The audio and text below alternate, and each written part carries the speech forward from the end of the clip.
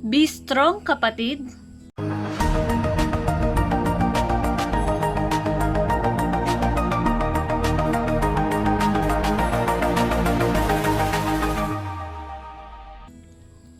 Hello kapatid, kamusta ka na? Ayan, kamusta ka na ngayon? Ikaw ba ay nangihina o malakas ngayon? Ikaw ba ay naglulupaypay o matatag? Gusto ko sabihin sa iyo mula sa awit 31:24, magpakatatag kayo at lakasan ang loob. Kayong kay Yahweh nagtitiwalang lubos. Sa English, sa Psalms 31 verse 24, be strong and take heart, all you hope in the Lord. Yan kapatid. Ikaw ba ay may pinagdaraanan ngayon? Ikaw ba ay may pinoproblema o may mga pagsubok sa buhay, sa iyong pamilya, sa iyong trabaho, sa iyong negosyo, sa iyong pag-aaral man, o sa iyong relasyon, sa iyong kapartner? Kapatid, magpakatatag ka, lakasan mo ang iyong loob dahil nandyan ang Diyos para ikaw ay tulungan. Hindi ka nag-iisa, hindi ka bibigyan ng Diyos ng problema na hindi mo kayang lampasan. Be strong kapatid, dahil alam ng Diyos na kaya mo yan. Kailangan mo lang na may matutunan, may ma-realize kung bakit mo pinagdadaanan yan.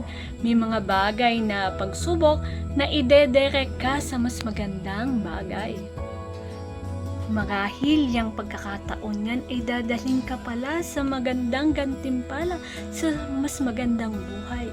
Kailangan lang natin ay sumunod, isuko to sa ating Panginoon at hingin ang kanyang gabay, talino at katatagan, dahil siya lamang ang makakatulong sa atin, dahil alam ng Diyos na kaya mo yan.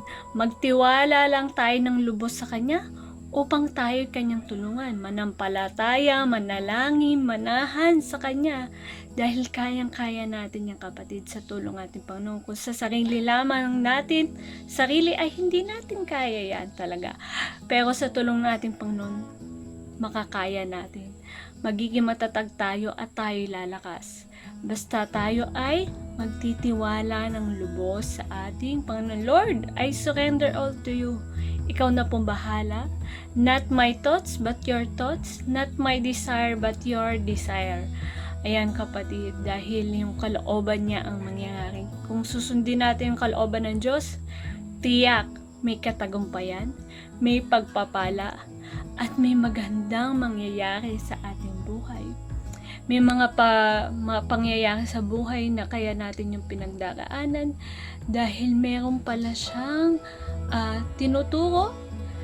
Tayo ay kanyang pinapatatag para pag dumating ang malaking pagpapala, ito'y kaya nating panghawakan. Kaya kapatid, salamat sa iyo sa iyong pakikinig. Ikaw ay malakas, ikaw ay matatag dahil sa biyaya ng ating Panginoon, dahil sa tulong ng banal na Espiritu.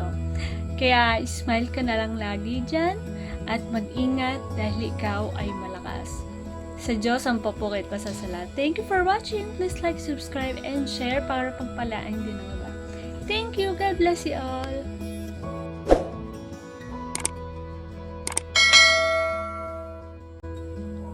Ayan, short hair na tayo kapatid. Anong mas gusto nyo?